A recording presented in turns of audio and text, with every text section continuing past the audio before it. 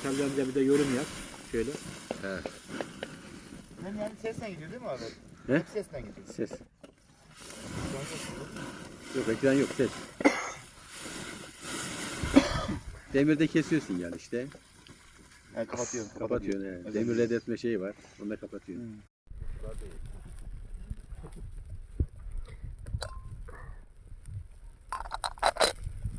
Çek hoca çek. İtalyan mutfağında. TikTok'a mı atacağım?